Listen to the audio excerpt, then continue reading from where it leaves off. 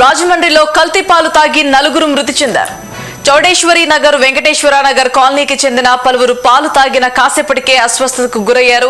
వాంతులు, విరోచనాలు, కడుపు నొప్పితో బాధితులు విలవిలలాడిపోయారు. బాధితులను రాజమండ్రిలోని పలు ప్రైవేట్ ఆసుపత్రులకు తరలించారు. అస్వస్థతకు గల కారణాలపై పోలీసులు అన్వేషిస్తున్నారు. అందరూ ఒకే చోట పాలు కొన్నారని, అక్కడే కల్తీ జరిగినట్లుగా అనుమానిస్తున్నారు. పోస్టుమార్టం రిపోర్టు వస్తే నిజాలు తెలుస్తాయంటున్నారు పోలీసులు. కల్తీ పాలు వ్యవహారానికి సంబంధించి అధికారులు అప్రమత్తమయ్యారు.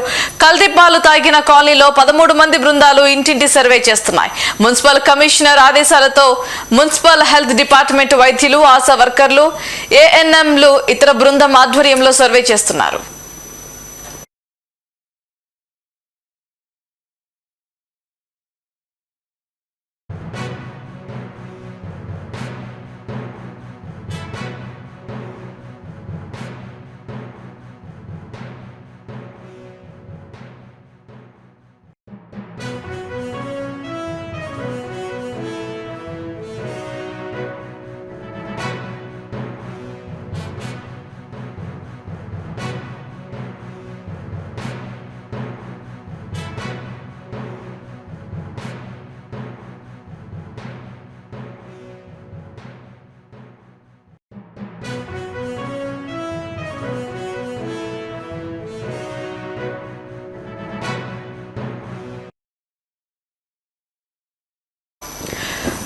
బ్రేకింగ్ న్యూస్ చూస్తున్నాం. రాజమండ్రిలో కల్తీ పాలు తాగి నలుగురు మృతి చెందారు. చౌడేశ్వరి నగర్, వెంకటేశ్వర నగర్ కాలనీకి చెందిన పలువురు పాలు తాగిన కాసేపటికే అస్వస్థతకు గురయ్యారు.